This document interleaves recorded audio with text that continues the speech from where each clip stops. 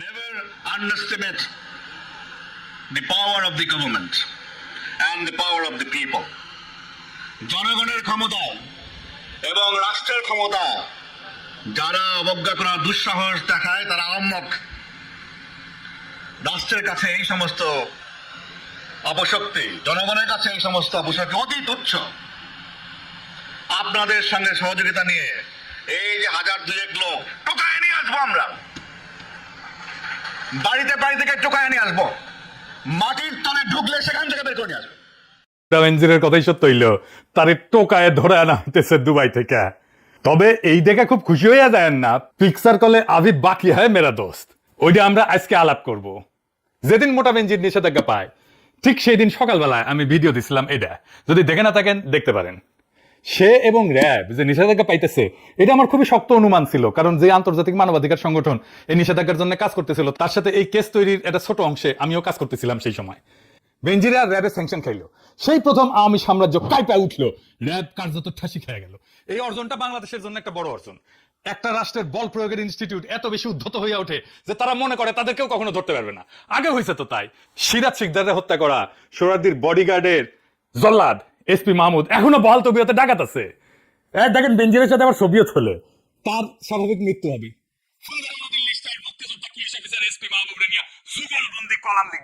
ফেসবুকের news feed ভেসে যাবে তার বীরত্ব গাথায়। কিন্তু সে যে একটা বাটপার ঠান্ডা মাথার খুনি বাল্যবন্ধু সুরাজ সিকদারকে কাপুরুষের মতো পিছন থেকে গুলি করে মারছে, সেই ইতিহাস কোথাও লেখা থাকবে না। আমি ইনু সরকারের আমলে আন্তর্জাতিক অপরাধ ট্রাইব্যুনালে কইছিলাম এই মালরে ধরতে, সিরাজ সিকদার সহ মুজিব আমলের গুম খুনের জন্য রিমান্ডে নিয়ে জিজ্ঞাসাবাদ করতে। আমি কইছিলাম কবে মরে যায় আগে নিয়ে 3rd ডিগ্রি দিয়ে দেন। আমার কয়লা একটা অভিযোগ লাগবে, মানে 20 কোটি মানুষের দেশে একজন মানুষ নাই যে মুজিব আমলের গুম খুন অত্যাচার নিয়ে, সিরাজ সিকদারের বিচার বহির্ভূত হত্যা নিয়ে অভিযোগ করতে পারবে। যাই হোক, বেনজিরের স্যাংশন থেকে একটা নতুন ট্রেন্ড বাংলাদেশে শুরু হয়েছে, নতুন উদাহরণ, নতুন এক্সাম্পল। মানুষের পক্ষে রাষ্ট্রের দমন পীড়নের মাস্টার মাইন্ডরা সমঝে চলবে। ডিজিএফআই, আর্মি, আরো কিছু খুনি অফিসারকে যদি সুতায় দেওয়া যায়, হাসিনা সহ হাসিনার কিছু মন্ত্রী এমপিরা সাইজ করা যায়, সব ঠান্ডা হয়ে যাবে। তাই এই বেনজির হইতেছে আওয়ামী লীগের হার্ড পাওয়ার। আওয়ামী লীগের সব পাওয়ার আছে কিছু, সেইগুলোরও সাইজ করতে হবে, সেগুলো আরো ডেঞ্জারাস। যেমন এই এনাস আলমগীর, এনাস মানে বুঝেছেন তো, আব্দুল তুষার, নটি, মেহরাফরোজ শাওন, জহুর মামুন, মঞ্জুরুল আলম পান্না, ফজা পাগলা, সবাই যারাই ফ্যাসিবাদের পক্ষে বয়ান উৎপাদন করে যাচ্ছে তাদেরই দৌড়ের উপরে রাখা লাগবে। এখন কইতে পারেন বাংলা লুথার কিং তো আব্দুল তুষারের সাথে লাঞ্চ করে লাঞ্ছিত হয়, হ্যাঁ, এনাস আলমগীর তো ফুন্দায় মানে ফোন মারে। হ্যাঁ, এইগুলোরে কেমনে সাইজ করবেন? হ্যাঁ, আরে বাবা, সেজন্যই তো কবি কইয়া গেছে, লুথারের কাজ লুথার করিছে, খাতির করিছে, তাই বলে কি সাইরা দেওয়া হানকারের শোভা পায়? বাংলাদেশ তো এত সহজে শান্ত হবে না, একের পর এক বিক্ষোভ, অভ্যুত্থান, অশান্তি আর বিপ্লবের ঢেউ আসবেই। আমি কয়ে দিতেছি, লিখে রাখেন। বাকশালীদের দাবরানির উপরে কিছু দইলে রাখতে পারছিল সরকার, এই বাকশালীদের দাবরানির উপরে রাখবেন, দেখবেন রুলারের মতো সোজা হয়ে গেছে। এদের আওয়াজ বেশি, কিন্তু প্রত্যেকটা ভীরু কাপুরুষ। হাসিনারে তো পলাইতে হয়েছে, কেউ এসে রক্ষা করেছে? করে নাই। খালেদা জিয়ারে যেমন বালুর ট্রাক থেকে উদ্ধার করতে পারে নাই, ঠিক তেমনি হাসিনারও এসে কেউ রক্ষা করে নাই। এই দলগুলো এরকমই, বিএনপি আওয়ামী লীগ দুটোই এরকম। সোহরাওয়ার্দীর বডিগার্ড পটল তুলেছিল, কেউ আগে এসে দাফন করার কথা কয় নাই, এত এদের জানের ভয়। অপারেশন সার্চলাইটে ঢাকায় মাত্র 4 ব্যাটালিয়ন সৈন্য, তাও আবার 4টা ট্যাঙ্ক নিয়ে নামিছিল 25শে মার্চের 1971। সেই যুগে পাকিস্তানি সোলজারদের আমেরিকান আর্মির মতো লট ভরছিল না, নর্মাল খাকি পোশাক, জিপ, G3 রাইফেল, যেটা দিয়ে কয়েক রাউন্ড ফায়ারিং করতে পলাইছে লীগের সব হেডোমালারা। আর জুলাই যোদ্ধারা উঠছে প্রবল গুলি, সৈন্য শক্তির মুখে রণে ভঙ্গ দেয় নাই, এটাই পার্থক্য। ওই শক্তিরে আমরা ঘরে ফিরাইছিলাম, জুলাইয়ের শক্তিরে কোনো বড় দুর্ঘটনা ছাড়াই। ভাবছিলাম এই জাউরাগুলা বাকশালীগুলা ভালো হবে, নিজেদের ভুল বুঝবে, ক্ষমা চাই অনুতাপ করবে। ওরে মা, এগুলা আবার ফস ফস কইয়া ওঠে। এই দেখেন জাউরা পান্না কয় হেলিকপ্টার দিয়ে কোথায় গুলি করিছে। হেলিকপ্টার গুলি করছে কারা? কোথায় দেখেছেন হেলিকপ্টার? রিয়া গোপরে মারছে কে? কোথায় মারছে কে? কোথায় দেখেছে হেলিকপ্টার গুলি করছে? শুনিছেন? শুইনা মনে হয় ঠ্যাং টেংরি ভেঙে দিই। এখন ওরা পাবলিক রাস্তায় গণধোলাই দিলে সেটারে মব আর দঙ্গলবাজি কইয়া সিকিউর পারবে কেউ। মনে রাখেন, আগামীতে যে যুদ্ধ আসবে সেই যুদ্ধের শুরুতে লীগরে আরো মানসিকভাবে দুর্বল করতে এইরকম কয়েকটা লিগেল লেসপেন্সারের জুতার মালা পরায় ঘোরানো লাগবে, পাছায় চাকা চাকুঞ্চিতে চাপ গানো লাগবে। লিগের মরাল সাথে সাথে কোলাপস করবে। আর যেগুলো টার্গেট করবেন ধানমন্ডি 32, মুজিবের অবশিষ্ট সমস্ত স্মৃতিচিহ্ন, সুধা সদন, শেখ রেহানার বাড়ি, শেখ রেহানার শ্বশুর বাড়ি, তারেক সিদ্দিকীর বাড়ি ঘর, কাউয়া কাদের বাড়ি, এডিটর শেফ কাউয়ার সঙ্গে আরো জোরে হয়েছে। লীগের সব টপ নেতাদের শহর গ্রামের বাড়ি ঘর, লীগের সমস্ত অবশিষ্ট কার্যালয়, অফিস, সুপুর বাড়ি ঘর, মুজিবের বউ পরিবারের নামে সমস্ত স্মৃতিচিহ্ন, স্মারক, বাড়িঘর, জাদুঘর মাটির সাথে মিশাই দিতে হবে। এখন কইতে পারেন আপনি নিজেই তো থামাইছিলেন। হ্যাঁ, থামাইছিলাম। হ্যাঁ, দেখেন, প্রিয় দেশবাসী, আসসালামু আলাইকুম। শেখ হাসিনা এবং শেখ রেহানা দেশ ছেড়ে পালিয়েছে। জনগণকে অভিনন্দন জানাই, সে তার ক্ষমতা ত্যাগ করেছে এবং এই লড়াইয়ে বীরোচিত বিজয় অর্জন করার জন্য। কিন্তু শেখ হাসিনার ক্ষমা নাই, শেখ হাসিনাকে যারা পালাতে সাহায্য করেছে তাদেরও ক্ষমা নাই। শেখ হাসিনার বিচার করতে হবে, আমরা তাকে ফিরিয়ে আনবো। জনতা রাজপথে, কোন সামরিক শাসন নয়, কোন জরুরি আইন নয়। সবাইকে আহ্বান জানাচ্ছি, শান্তি শৃঙ্খলা বজায় রাখবেন এবং কোন ধরনের অনভিপ্রেত ঘটনা যেন না ঘটে। শেখ হাসিনার বিদায় হয়েছে, আমরা বাংলাদেশকে নতুন করে গড়ে তুলবো। ইনকিলাব জিন্দাবাদ। কথা সত্য, এটা 5ই আগস্ট 2024 সেই সময় থামাইছিলাম। শুধু তাই না, হাসিনা পালানোর পরে 72 ঘন্টা কি কি ঘটতে পারে সেটাও কয়ে দিয়েছিলাম, কিভাবে শান্ত থাকতে হবে, কিভাবে শান্তি শৃঙ্খলা বজায় রাখতে হবে সেটাও কয়ে দিয়েছিলাম। 17 জুন 2023 সাল, এদিকে স্যার তারিখটা দেখা দেন। ঠিক 1 বছর আগে হাসিনা পালানোর আমি জানতাম এটা ঘটবে, এক সময় না এক সময় ঘটবে। আমরা অনেকেই এই বিপ্লব নির্মাণ করেছিলাম এইভাবে একসাথে। ওই সময় এদের রক্ষা না করলে আপনারা বুঝতেন না এদের সংশোধনের কোনো রাস্তা নাই, এদের মধ্যে বিন্দু মাত্র কোনো অনুশোচনা নাই। বুঝতেন না এদের ডিএনএ তে ফ্যাসিবাদ ঢুকে গেছে, এদের সংশোধনের অযোগ্য। যাই হোক, বেনজিরে ফিরে আসি। বেনজিরের কাছে 3টা পাসপোর্ট পাওয়া গেছে মাত্র, আরব আমিরাত, পর্তুগাল আর বাংলাদেশ। 30 সেপ্টেম্বর 2022 পর্যন্ত বাংলাদেশ সরকারি চাকরি করেছে। পর্তুগালে পাসপোর্ট হয় কেমনে? ইউরোপে থাকেন না আপনারা জানেন না কেমনে পাসপোর্ট হয়। সে সরকারি চাকরিতে থাকার টাইমে অ্যাপ্লিকেশন করেছে পাসপোর্টের, তারপরে বাটপারি করেছে। পর্তুগালে তো এখন 10 বছর ধরে থাকতে হয় নাগরিকত্বের আবেদন করার জন্য, কোয়ালিফাই করতে। আগে এটা ছিল 5 বছর, আইনি বসবাস করতে হবে, তারপরে প্রসেসিং টাইম তো আছে, সবচেয়ে দ্রুত হলো 1 বছর। 5 বছর সে আইনি বসবাস করছে কেমনে পর্তুগালে? কেমন বাটপার দেখেন।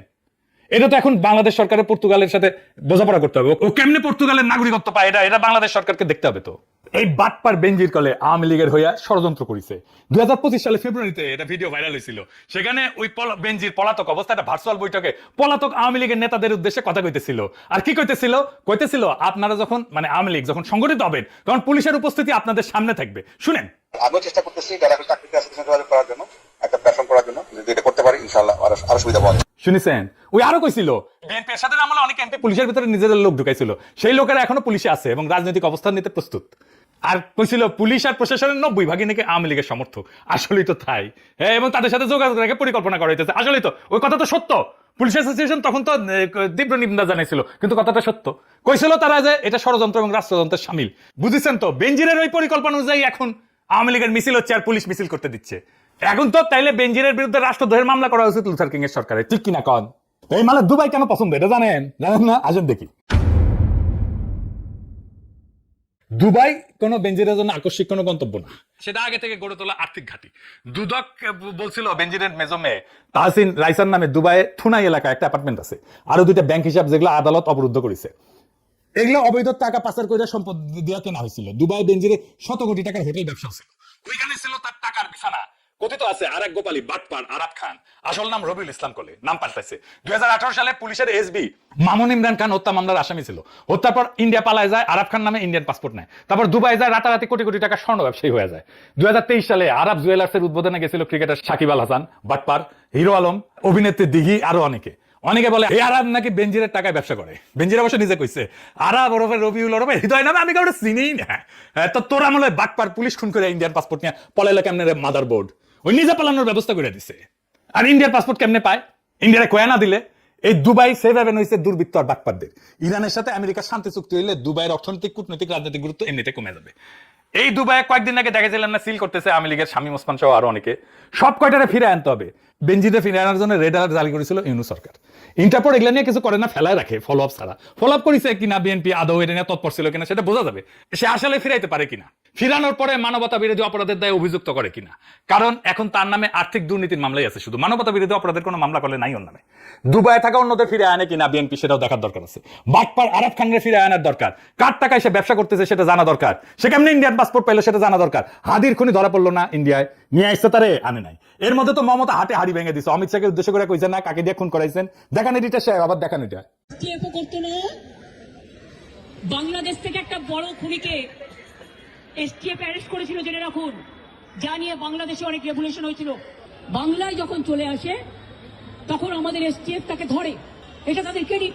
তারপরে হোম মিনিস্টার নিজে আমাকে ফোন করে বলছেন आप थोड़ा आपको बंगाल पुलिस को बोल दो ये बात बाहर में नहीं कहने के लिए। দেখেছেন? তারপরে এখন সব চুপ। ওর মানে ফয়সালটা আনবে না ফিরায় বাংলাদেশে, হাদি হত্যার বিচারও হবে না, কারণ কর্তাই এই হত্যাকাণ্ডে জড়িত। ও শহীদ হওয়ার আগে কয়ে গেছিল আমার হত্যার বিচারটা করে দিন। আমাদেরকে গুলি করার আগ পর্যন্ত কোনো কিছু আমাদের গায়ে লাগে না, যতক্ষণ না পর্যন্ত বুকে বা মাথায় গুলি চলবে ততক্ষণ পর্যন্ত আমরা কোনো স্ট্রাগল মনে করি না, এবং এক্সট্রা কোনো সিকিউরিটি লাগবে না। শুধু আমাদেরকে যদি কেউ গুলি করে মেরে ফেলে তাকে যেন ধরে বিচার করা হয়। আপনি যদি আজকে আমাকে, জাবেরকে, আমাদের টিমকে মেরে ফেলেন এবং তার যদি বিচার করতে না পারেন তাহলে নতুন কেউ জন্মাবে না। শুধু এই জন্য তার বিচার করে ফেলতে হবে, আর কিছু স্পেশাল সিকিউরিটি লাগবে না। শুনেছেন, কোন ঘটনাকে সরল ভাবে বিশ্বাস করবেন না। তো ফয়সাল ধরা পড়ার পরে সবাই উল্লাস করেছিল না, কি মহাকাজ হয়ে গেছে, এখন কি হইলো? তাই কই কোন ঘটনাকে সরল ভাবে বিশ্বাস করবেন না। আমি আর একটা ঘটনার উল্লেখ করতেছি, আমি জানি না এর সাথে কোনো যোগাযোগ আছে কিনা, তবে উল্লেখ করে আপনাদের দেখাই দিতেছি। জিনিসটা দেখা দেওয়া দরকার, আসেন সেটা একটু দেখাই। কয়দিন আগে বাংলার লুথার কিং কক্সবাজারে গেছিল না, উঠি রামাদা হোটেলে থাকার কথা ছিল, পরে বাতিল করেছে অবশ্য। এই রামাদা হোটেল কার জানেন? বেনজিরের মতো অভিজাতেরা কখনো নিজের হাতে টাকা ধরে না। হাসিনা যেমন নিজে ধরে না, এস আলম রে দিয়ে ধরায়, বেনজিরেরও একটা ক্যাশিয়ার ছিল, ওরাই সম্পদগুলো ধরে রাখে।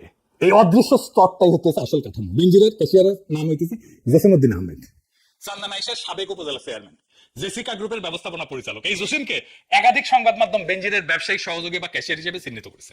2024 সালের 4 ডিসেম্বর তাকে ঢাকার লা মেরিডিয়ান হোটেল থেকে একটা মারামারির মামলায় গ্রেপ্তার করা হয়েছিল। 5 আগস্টের পর আটক হয়েছিল। এখন 2025 সালের ডিসেম্বরে বিএনপি এই জসিমকে চট্টগ্রাম 14 চান্দানাই সাতকানিয়া আসনের ধানের শীষে মনোনয়ন দিচ্ছে। তাহলে বুঝেন, বেনজিরের ক্যাশিয়ার এখন বিএনপির এমপি। স্থানীয় বিএনপির নেতাকর্মীরা ক্ষোভে ফেটে পড়ছিল এই সময়, তাদের বাসায় যেই লোক ফাইজিবাদের সুবিধাভোগী ছিল তার হাতে ধানের শীষ তুলে দেওয়া লজ্জাজনক। আর 2026 সালের 12 ফেব্রুয়ারি নির্বাচনে জসিম জিতে গেল মাত্র 1026 ভোটে, মানে জিতে দেওয়া হইলো তারে জোর কইরা। ভোট পাইছিল ৭৬,৪৯৩ ভোট, আর প্রতিদ্বন্দ্বী এলডিবির ওমর ফারুক পাইছিল ৭৫,৪৬৭ ভোট। আর এই জসিমই কক্সবাজারের রামাদা হোটেল দখল করেছে, যেটি থাকার কথা ছিল তারেক রহমানের। এবার জোড়া লাগান পুরো চক্রটা, বুঝেছেন তো? কার কে মারতেছে ধুলায় অন্ধকার, সব রোশনের জায়গায়। তাই বেনজির যে ধরা পড়লো, এটা কি নেগোসিয়েশন? এমন হইতে পারে না যে বেনজিরের টাকা ফুরে গেছে। এটা আর্থিক মামলার দণ্ডর কত, জামিন তো হইতেছে, অনেক আওয়ামী লীগের জামিন হইতেছে, আইভির জামিন হয়েছে, শুনলাম বারাকাতের জামিন হয়েছে, বারাকাত ছিল এটা সোজা হচ্ছে। যদি তারে ফিরে না মানবতা বিরোধী অপরাধের দায় বিচার করে, তাহলে আমাদের আনন্দিত হওয়ার কারণ আছে। পলিটিশিয়ানদের বিশ্বাস করেন না, কখনোই না। বাংলাদেশে পলিটিশিয়ানদের বিশ্বাস করে না, ওরা ওদের মুখে এক অন্তরে এক। তারা যুগ যুগ ধরে পাবলিকের লেমন জুস ধরে দিয়ে বোকা বানাইছে। এই গ্রেপ্তার লেমন জুস কিনা সেটা আগামী ইতিহাস বলে দেবে, সেই পর্যন্ত আমরা একটু অপেক্ষা করি, কারণ পিকচার আভি বাকি হয় মেরা দোস্ত।